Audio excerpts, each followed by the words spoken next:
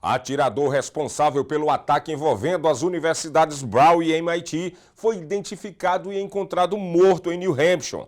Após o ataque e o assassinato do professor, Donald Trump anuncia a suspensão das loterias dos vistos de Green Card, endurecendo ainda mais o discurso contra a imigração. No Brasil, um caso chocante, o Ellison, brasileiro que ganhou visibilidade após a ajuda do influenciador Júnior Pena, foi deportado dos Estados Unidos e, ao chegar ao Brasil, tentou matar a própria mãe. E Trump vai além, o presidente agora quer revogar até 200 cidadanias por mês, a partir de 2026, mirando imigrantes naturalizados. E ainda, Trump surpreende ao flexibilizar regras de regulamentação da maconha nos Estados Unidos. Tudo isso e muito mais no Agenda 47, que começa agora.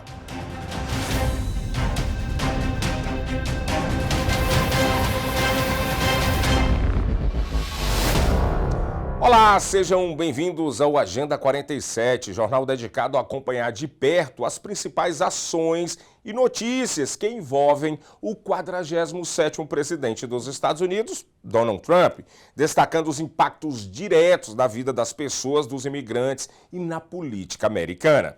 Estamos presentes em várias plataformas para que você fique sempre bem informado. Em todos os Estados Unidos e Canadá, pela SBT Television, SIC Internacional, e também na plataforma de streaming SBT Plus. Inclusive, se você ainda não fez esse download, eu vou dar essa dica para você agora mesmo.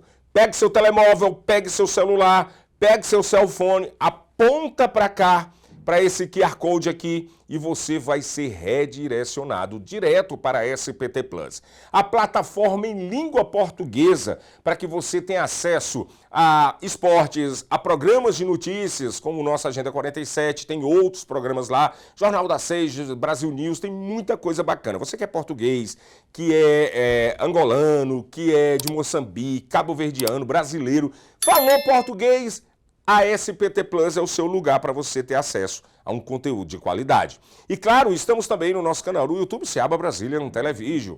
Informação de qualidade, credibilidade e conexão direta com a nossa comunidade, onde quer que você esteja.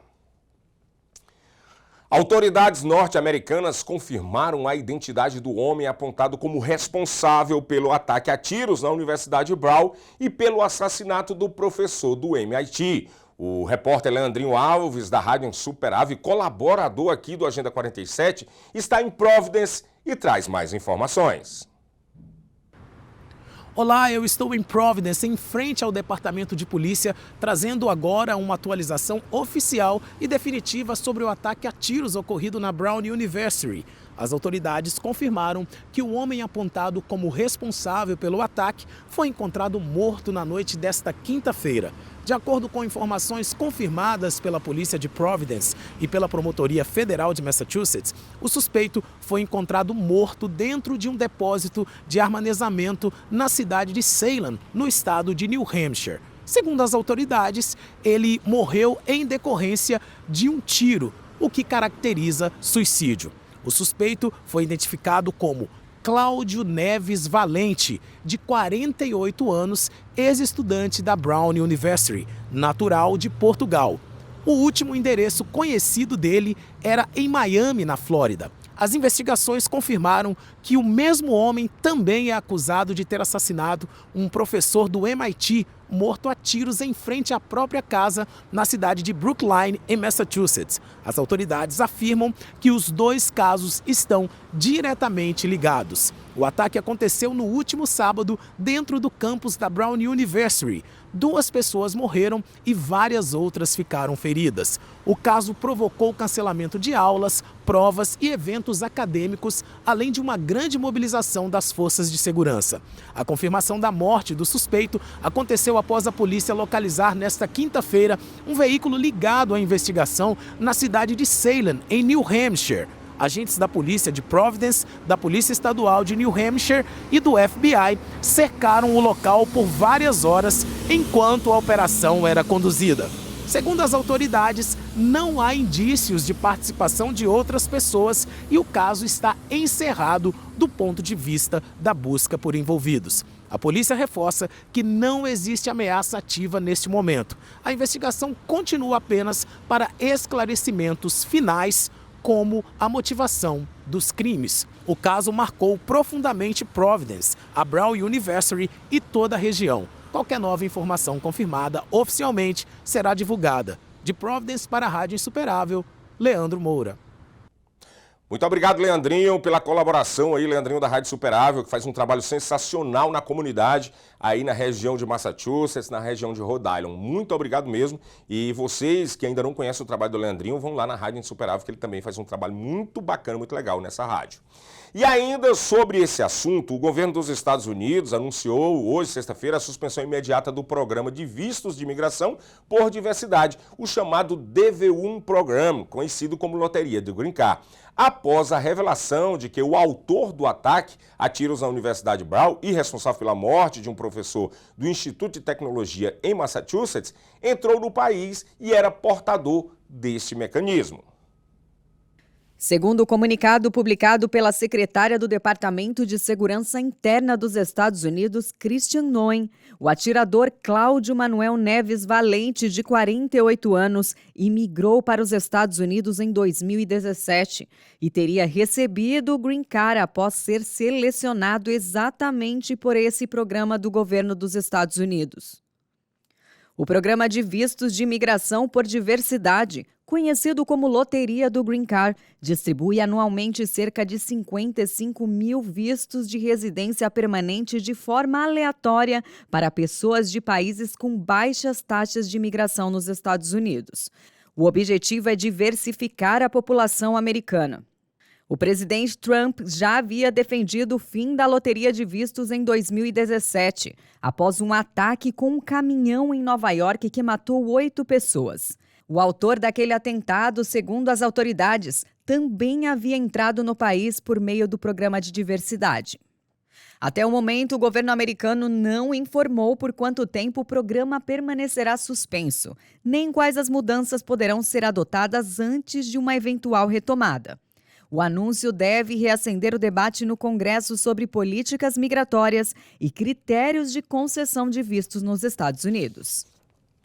E sobre essa notícia, gente, o autor desse ataque, ele é de nacionalidade portuguesa e devido a ser um imigrante português, hoje no Jornal das 6, com o jornalista Luiz Pires, que é o nosso editor-chefe aqui e diretor de informação, ele vai trazer no Jornal das 6 um apanhado, vai trazer mais notícias, mais pormenores e detalhes deste caso que infelizmente abalou aquela região lá em Massachusetts, New Hampshire e, claro, Rhode Island, tá bom? E também no Brasil News a gente vai trazer mais umas updates também sobre esse caso. Agora eu vou contar para vocês, na verdade nós vamos fazer agora, essa é uma matéria especial do Agenda 47 de hoje. Nós vamos fazer um verdadeiro recap, uma verdadeira reconstrução de um caso que abalou a comunidade brasileira e abalou uma comunidade lá em Minas Gerais também. A rotina de uma família mineira virou tragédia na região metropolitana de Belo Horizonte após a notícia que mobilizou milhares de pessoas nas redes sociais ganhar um desfecho violento. O jovem brasileiro Wellison Mendes da Silva, natural de Água Boa, no norte de Minas, foi preso suspeito de tentar matar a própria mãe a facadas e ainda em via pública, em um caso que está sendo investigado pela polícia como tentativa de feminicídio. O Wellison, que vivia aqui nos Estados Unidos em situação de rua e chegou a ser encontrado com a ajuda do influenciador Júnior Pena, estava sendo preparado para retornar ao Brasil após meses de desaparecido aqui. Ele foi preso no aeroporto de Newark, em New Jersey, porque dentro do avião, já para retornar ao Brasil, ele foi acusado de tentar roubar outro passageiro e foi levado para a cadeia de imigração de Elizabeth, também em New Jersey, o que atrasou seu retorno à família. Ao chegar em Minas, porém, no início desta semana, segundo a Polícia Militar, o jovem atacou a sua própria mãe, Natália Mendes da Silva, com várias facadas no pescoço, no braço e costas. Ela foi socorrida e levada à UPA de Justinópolis, onde recebeu atendimento e foi liberada.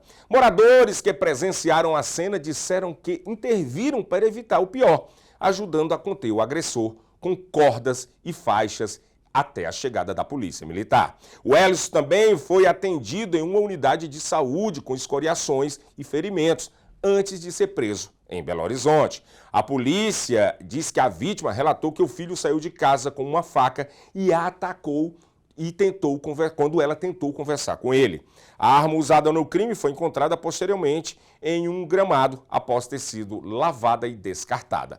O caso segue ainda sob investigação e o Welison permanece detido na capital mineira, enquanto as autoridades apuram as circunstâncias deste ataque. Como eu falei para vocês, essa é uma matéria especial do Agenda 47 e nós vamos reconstruir como esse caso se tornou de visibilidade aqui dentro da comunidade. A mãe do Welison pediu ao influenciador Júnior Pena, que é um influenciador aqui, um influencer aqui da região de New Jersey, que ele ajuda as pessoas, faz campanha, compra passagem, ajuda a localizar, ajuda a mandar as pessoas para o Brasil de novo. Se tiver um acidente, ele ajuda a arrecadar. O conteúdo dele é esse. Vamos ver o momento que o Júnior Pena foi contactado pela mãe do Welison e ela pede ajuda a esse influenciador. Vamos ver o vídeo. De entrar em contato com nós, porque a gente não sabe o que está acontecendo. Oi, Júnior Pena. Boa tarde, tudo bem? Eu me chamo Natália, sou de Água Boa, Minas Gerais, aqui do Brasil. Te pedi você para poder fazer um favor de estar compartilhando nas suas redes sociais para mim, porque eu tenho um filho que ele foi aí para os Estados Unidos. Já tem 6 meses que eu não tenho contato dele, sabe? Ele não manda mensagem para mim, que sou mãe, para ninguém da família. E isso tá, tipo assim, me corroendo muito, né? De saber que tem um filho perdido em outro país, né? E isso dói muito pra gente que é mãe. Ele tem uma irmã que toda a vida ele foi muito apegado com ela. A menina tá aqui em desespero, tomando remédio, né? Por causa, né? Preocupada com ele, sem saber o que faz, sem comunicação com o irmão. A família, todo mundo aqui fica perguntando o que tá acontecendo, que ele não manda mensagem. Eu penso, Welison, né? Pelo amor de Deus, você vê esse vídeo, ter piedade da sua mãe, de entrar em contato com nós, porque a gente não sabe o que tá acontecendo.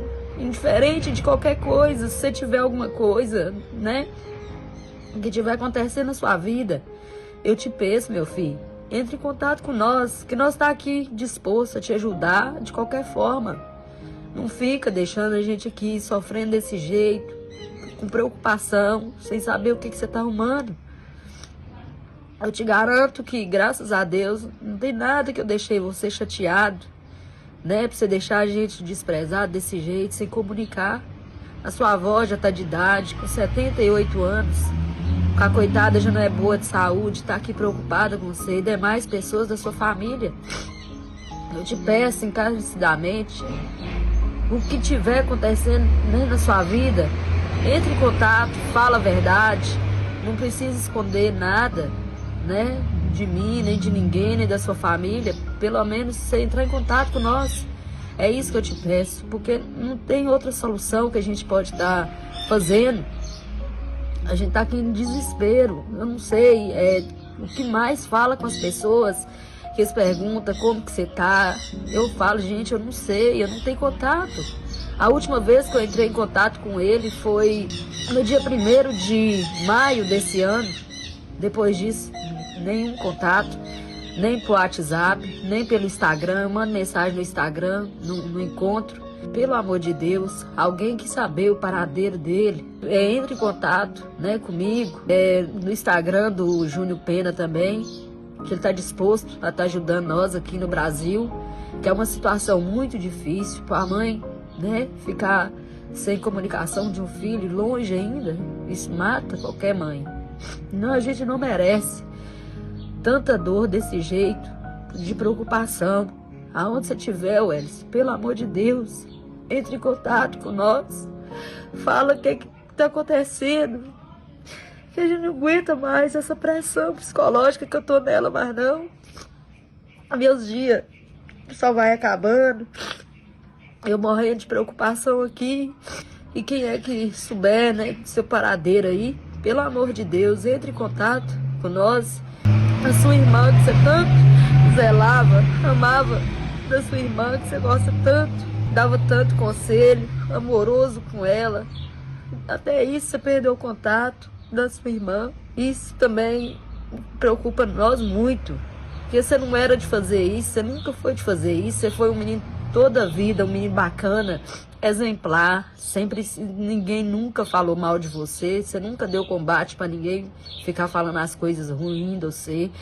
Um menino respeitado, que você sabe que na nossa cidade todo mundo te elogia, te admira muito, que você foi um menino muito bacana. Não custa nada você falar, mãe, tô vivo, eu tô bem. Não custa nada você falar essas palavras, porque eu só escutando a sua voz, você falando que tá bem, meu filho, pra mim tudo tá bom, tudo tá maravilhoso.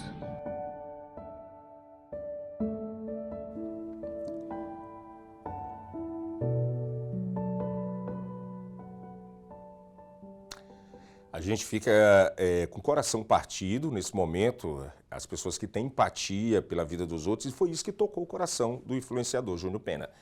O apelo de uma mãe emocionada que jamais imaginava o desfecho que viria a decorrer na sua vida. Depois desse vídeo, o Júnior Pena dedicou a achar esse rapaz, que primeiro morou em Bridgeport e depois foi para Rochester, em Nova York. Veja agora o momento em que o influenciador Júnior Pena acha o Ellison nas ruas dos Estados Unidos. Aqui o Ellison, difícil demais te achar, velho. Nossa! Como é que você tá? Comeu, ué? Tá com fome, não? Tô morto de fome, mano. Que bom, irmão. Como é que você tá? Graças a Deus. Achei. Ó, mano. Tá cheiroso. Não é, ó, tô perfumizão. Vamos comer. Não tem ninguém ali que te conhece, não. Você pode ficar tranquilo. Ali. Chama eles. Eu tava indo pra lá, eu só vou jogar isso no lixo aqui. Joga ali dentro, só. Eu tava... Ali o lixo, ali, ó.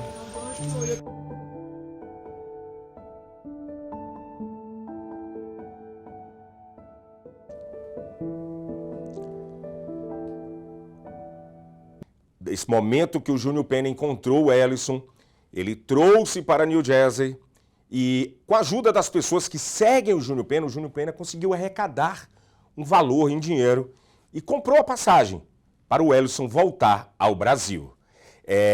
Segurei. Antes de aprofundar mais esse caso, o Ellison, já dentro do avião, ele surtou, aconteceu alguma coisa, ele tentou assaltar uma pessoa dentro do avião já ao retornar ao Brasil. Imediatamente foi preso pelos agentes da Port Authority e entregue aos agentes do ICE e levado para a cadeia de imigração de Elizabeth. A partir daí, a sua deportação foi muito rápida, porque no começo dessa semana ele chegou no Brasil. E depois o desfecho foi esse que vocês viram, desse ataque a facas à mãe. O Júnior Pena, ele ajudou a comprar passagem do Wellington, falou com a gente sobre esse caso e ele fez um vídeo agora. Agora pode subir, TP, pode subir. O Júnior Pena fez um vídeo e vai nos relatar a visão dele, porque o trabalho dele, o conteúdo dele é ajudar as pessoas. O que foi realmente que aconteceu e o que é que ele sabe deste caso. Júnior Pena. Fala, Amadeu, beleza? Júnior Pena falando aqui sobre toda essa repercussão aí do caso do Ellison, que a gente sente muito, né? A gente nunca esperava que isso iria acontecer, porque não é o primeiro caso de pessoas desaparecidas. Aparecem milhares de mensagens, de pedidos de ajuda aqui por mês. E a gente escolhe uma ali, outra aqui para ajudar, né? Pessoas precisando de cirurgia, pessoas doentes, pessoas que foram presas, né? Que fazem vaquinhas para tentar pagar um advogado, enfim.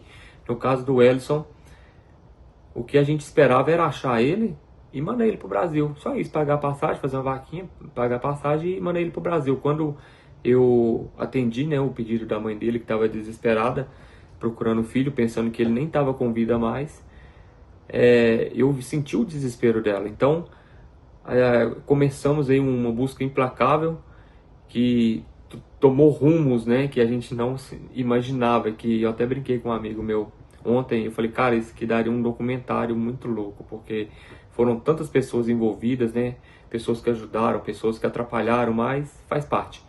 E até na hora do avião, eu acho que a galera, todo mundo já sabe que ele ficou, né, meio louco ali, deu uma abstinência muito forte nele, ele saiu correndo do avião e aconteceu o que aconteceu. Ele foi preso pela imigração, ficou algumas semanas lá preso e foi mandado essa semana agora para o Brasil. O início dessa semana aí Só que ele chegou lá, ele não era mais o mesmo, né? A mãe pensou que ia achar aquele mesmo menino que saiu do Brasil, mas ele não era mais o mesmo. Ele sofreu muito aqui nos Estados Unidos, por causa das drogas, morando na rua. Ele viveu, né? Ele presenciou uma vida que nenhum imigrante aqui já presenciou, que foi a vida de morar na rua. Então ele chegou lá com a cabeça totalmente diferente, né? A gente pensou que esse tempo que ele ia ficar na prisão iria limpar, né, um pouco aí o sistema dele, aí, o sangue dele das drogas, mas eu, como não sou especialista também, né, a gente é meio leigo nessas coisas, eu evito de falar. Mas não foi o que a gente esperava.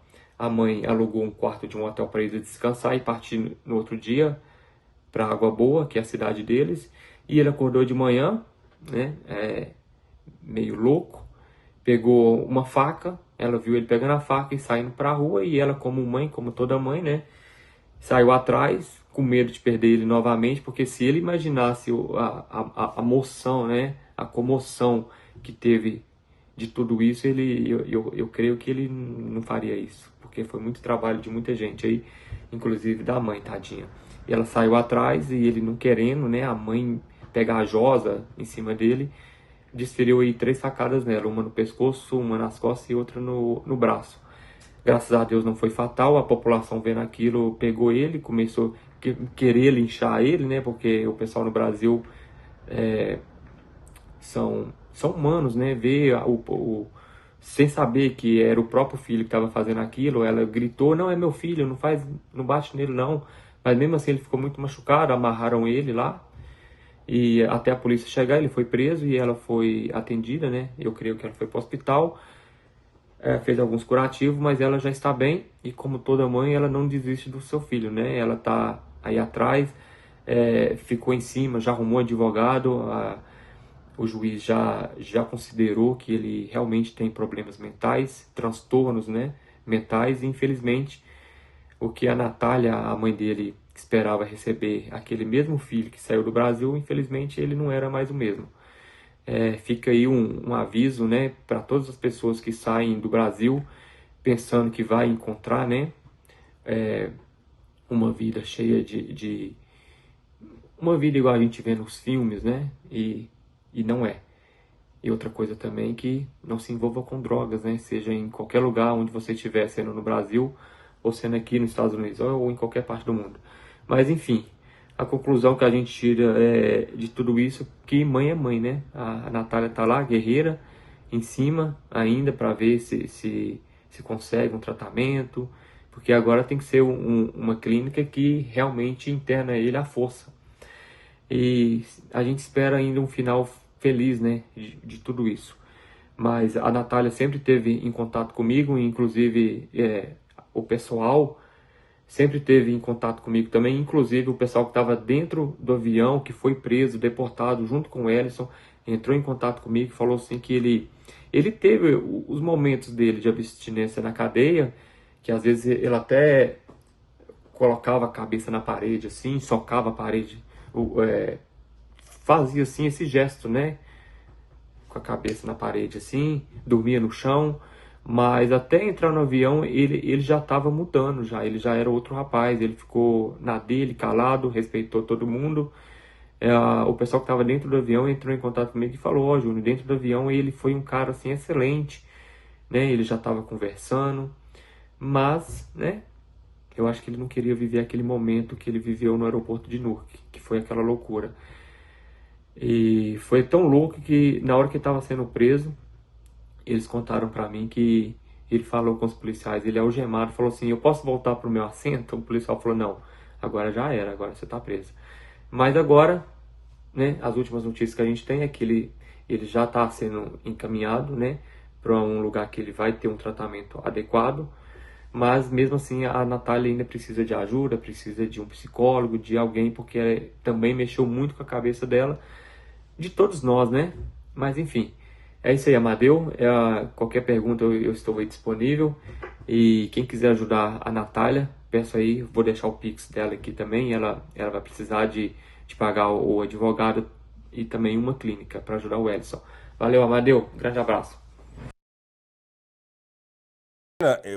O Júnior Pena, ele faz um trabalho na internet, um conteúdo de ajudar as pessoas. E isso não abalou e nem a gente vê na disposição dele de ele parar de fazer isso. Até continue pedindo ajuda para a mãe do Ellison, a Natália. É um caso muito sensível. A vida do imigrante não é fácil. Quem tem a cabeça fraca realmente, aqui não é um país para as pessoas terem a cabeça fraca, porque fica longe da família, fica longe das pessoas que amam. Entram nas drogas, as drogas realmente são fáceis de você ter acesso e é muito difícil. Nós, do Agenda 47, nós compadecemos. E quem quiser ajudar, vai lá nas redes sociais do Júnior Pena, vai lá no Instagram dele, no YouTube dele, bota lá Júnior Pena, vai aparecer. E se vocês estiverem em disposição para ajudar, vão lá, tá bom?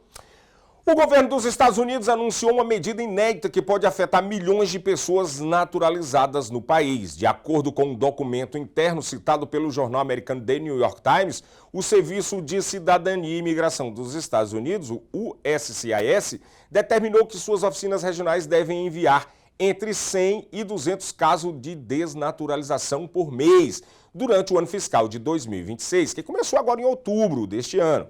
A desnaturalização é o processo legal pelo qual o cidadão naturalizado pode perder a cidadania, normalmente em casos de fraude ou falsificação de informações no processo dessa naturalização. Segundo especialistas, essa meta representa uma expansão histórica, já que até hoje esse tipo de processo era raro e geralmente limitado a casos excepcionais. A administração afirma que a medida faz parte de uma guerra contra as fraudes na imigração, visando impedir que pessoas que teriam obtido cidadania de forma irregular mantenham seu status de imigração aqui. Autoridades defendem a ação como necessária para reforçar a segurança do sistema imigratório dos Estados Unidos. Por outro lado, críticos, incluindo ex-funcionários do próprio USCIS, alertam que impor metas numéricas pode polarizar e politizar o processo e espalhar medo entre cidadãos naturalizados que não cometeram nenhuma irregularidade. Agora fica bem claro esse recado que Donald Trump está dando. Se você casou com um documento falso, se você comprou um casamento, se você, sei lá, por algum motivo conseguiu a sua cidadania americana através de fraude, você é o próximo target, está na mira do governo Trump. Se você é essa pessoa, realmente deve ficar bastante preocupada. Um júri federal condenou a juíza do condado de Milwaukee, Hannah Dogan, por obstruir agentes federais de imigração enquanto tentavam cumprir um mandado de prisão dentro de um tribunal. Segundo os procuradores, em 18 de abril, Dogan teria ajudado um homem documentado e seu advogado a escapar por uma porta lateral do tribunal, depois de saber que os agentes do ICE estavam no prédio para prendê-lo.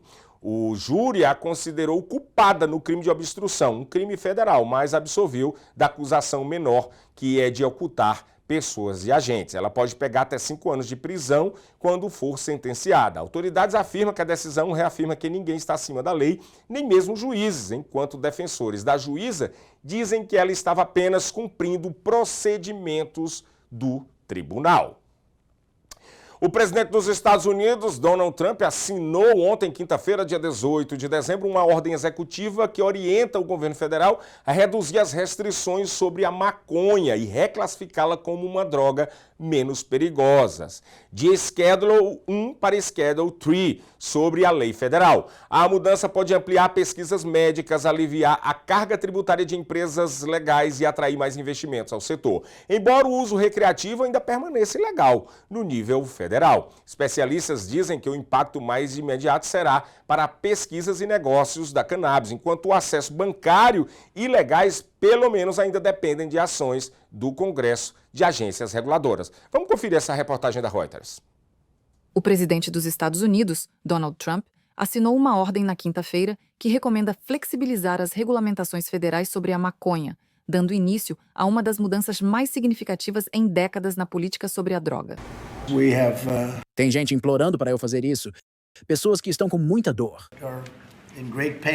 Um alto funcionário do governo afirma que a ordem de Trump orienta a procuradora-geral a avançar rapidamente com a reclassificação da maconha como uma droga menos perigosa, colocando-a ao lado de analgésicos comuns. Eu não quero isso, ok? Mas Trump, conhecido por não consumir álcool nem drogas, disse que não quer usar maconha pessoalmente e enfatizou que uma reclassificação não a legalizaria. Isso não legaliza a maconha de forma alguma, em nenhum aspecto, e de maneira nenhuma autoriza seu uso como droga recreativa. Não tem nada a ver com isso. Pela Lei de Substâncias Controladas dos Estados Unidos, a maconha é listada como droga da lista 1, como heroína e êxtase, o que significa que não tem uso médico aceito. Para que ela seja listada como droga da lista 3, o órgão antidrogas dos Estados Unidos, DEA, na sigla em inglês, precisa analisar a recomendação e decidirá sobre a reclassificação. Ações de empresas de cannabis dispararam após os primeiros relatos de que Trump poderia flexibilizar as restrições. Mas o professor de Direito da Universidade Vanderbilt, Robert Mikos, diz que bancos e investidores provavelmente irão continuar receosos com empresas de cannabis, já que uma reclassificação é um conflito entre as leis estaduais e a lei federal. Se seja realmente legal, pela lei federal, produzir e vender essa droga, os bancos vão continuar receosos de lidar com empresas desse setor. Então, essa mudança por si só não removeria esse obstáculo. No entanto, Paul Armentano, diretor adjunto da Organização Nacional para a Reforma das Leis sobre Maconha, diz que a mudança federal criará transformações de longo Ao longo do tempo, bancos, cooperativas de crédito e outras instituições financeiras vão se sentir mais confortáveis com o fato de que claramente, o próprio governo federal também está ficando mais confortável com essa indústria e mais disposto a... Os democratas do Comitê de Supervisão da Câmara dos Representantes dos Estados Unidos divulgaram na quinta-feira 68 novas fotos obtidas do acervo de Jeffrey Epstein. Em 5 das imagens de um acervo de 95 mil, uma jovem seminua aparece com trechos do livro Lolita escrita em diferentes partes do corpo. O romance trata da obsessão de um homem por uma menina de 12 anos e do abuso sexual que ela sofria. Várias das imagens também mostram o bilionário ao lado de mulheres, ou são de passaportes de viagem de vários países, como Rússia, Marrocos, Itália e República Tcheca. Os dados dos passaportes foram ocultados, mas todos pertenciam a mulheres. E, de acordo com os democratas, mulheres com que Epstein e seus cúmplices mantinham relações sexuais. Uma das fotos também exibe uma suposta troca de mensagens, em que se negociava a contratação de jovens por $1.000, entre elas uma russa de 18 anos. Epstein foi acusado de tráfico sexual internacional de menores em 2019, por supostamente comandar uma rede que atraía meninas para exploração sexual e abuso. Epstein foi acusado de tráfico sexual internacional de menores em 2019, por supostamente comandar uma rede que atraía meninas para exploração e abuso sexual. Trump apareceu nas primeiras fotos divulgadas na semana passada. Ele foi amigo de Epstein durante anos, mas afirma que eles se desentenderam por volta de 2004, anos antes da primeira prisão do bilionário, e sempre negou qualquer irregularidade. As fotos também mostram outras figuras de destaque, como o ex-presidente Bill Clinton, o empresário Bill Gates e o diretor Woody Allen. Hoje é o prazo final para o Departamento de Justiça dos Estados Unidos abrir todos os arquivos da investigação contra Epstein, depois que Trump sancionou uma lei aprovada pelo Congresso. Obrigado à jornalista e repórter Aleté Rodrigues, que trouxe aí pra gente uma reportagem completa dessas novas fotos do caso do Jeffrey Epstein. E a gente vai acompanhar, porque vai ser divulgado mais aí, vai ser divulgado todo o caso, na verdade, né? E a jornalista e repórter Aleté, ela perde ali, não perde, ela ganha muito tempo ali procurando e montando uma reportagem para trazer para vocês aí com bastante informação e detalhes, tá bom? A ByteDance, proprietária chinesa do TikTok, assinou acordos vinculativos com 3 grandes investidores para vender pouco mais de 80% dos ativos da empresa nos Estados Unidos para investidores norte-americanos e globais. A medida tem o objetivo de evitar a proibição do aplicativo no país, disse o presidente executivo Choi Zhi-Chu, disse isso aos funcionários na última quinta-feira, dia 18 de dezembro. A gigante das redes sociais TikTok está vendendo pouco mais de 80% de seus ativos nos Estados Unidos, em uma jogada para evitar sua proibição no país. A chinesa ByteDance, proprietária da plataforma, informou na quinta-feira que assinou acordos vinculativos com 3 grandes investidores: Oracle, Silver Lake e MGX, que tem sede em Abu Dhabi. O acordo criará uma nova empresa nos Estados Unidos chamada TikTok USDS Joint Venture. A ByteDance manterá uma participação de pouco menos de 20%. A medida é um grande passo para acabar com anos de preocupação sobre o futuro do TikTok nos Estados Unidos. A plataforma enfrentou uma ameaça de proibição a partir de janeiro deste ano, sob uma lei que exigia a alienação de seus ativos no país devido a preocupações com a segurança nacional. Donald Trump também tentou proibir a rede social durante seu primeiro mandato, mas depois se tornou um fã, creditando-a por ajudá-lo a vencer as eleições do ano passado.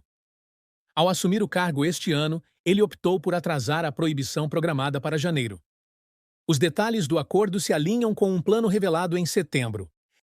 Em um memorando aos funcionários, o TikTok disse que permitiria que, abre aspas, mais de 170 milhões de norte-americanos continuassem a descobrir um mundo de infinitas possibilidades como parte de uma comunidade global vital. E hoje o Jornal Agenda 47 foi bem explosivo e tinha notícia aí que realmente a gente não poderia deixar de dar hoje, por isso o jornal foi mais extenso com essa matéria especial do caso do Ellison. Mas agora vamos para as capas dos jornais comunitários. Vamos lá, vamos ver as capas dos jornais. Brazilian Press. Autoridades federais frustram um plano terrorista para ataque na Califórnia à véspera do Ano Novo. O governo federal americano passou a aplicar multa de $5 mil a indocumentados apreendidos. Esse é o Brazilian Press aqui do estado de New Jersey. Vamos para a próxima capa aí, diretor? Vamos lá? Jornal dos Esportes. A administração Trump transforma aeroportos em ponto de detenção imigratória usando dados do passageiro. Isso porque o imigrante que era ilegal podia viajar só com passaporte sem visto. Agora não, o negócio o bicho está pegando. Então, quer evitar problema, não faça isso, até você ter a sua regularização aí, tá bom? Vamos para a próxima capa. Brazilian Times. Brazilian Times traz aí Michael Hermani eleito personalidade do ano 2005 no baile de gala. Estudante brasileiro detido pelo ICE em Massachusetts virou símbolo da luta por imigrantes e é homenageado pelo Boston Globe. Olha aí, a gente contou o caso desse imigrante, inclusive chocou o estado de Massachusetts e é destaque aí na capa. Olha, vamos ficando agora por aqui, mas antes tem aquele recado para você não deixar de se inscrever no nosso canal, Seaba Brazilian Television, deixe lá sua inscrição, deixa o like se você gostou, se não gostou, deixa o dislike, o comentário é muito importante, comenta lá, escreva qualquer coisa, ó, diz, ela é boa, é maravilhosa, o Maia aí nem sabe falar inglês, isso é mesmo não. E aí, mas eu tô tentando, viu, vocês podem chibar, não tem problema não, eu quero que vocês escrevam, engajem. E o melhor, depois de fazer tudo isso, ative, ó, esse sininho, que tá bem aqui, ó, bem aqui em frente aqui, ó. Ativou o sininho das notificações, você vai receber uma notificação quando chegar um vídeo novo. Logo mais às 7 horas da noite estarei de volta ancorando o Jornal Brasil News, trazendo as atualizações do dia aqui para vocês, dos Estados Unidos, do Brasil, do mundo. Até mais, um abraço do Maia, até 7 horas da noite.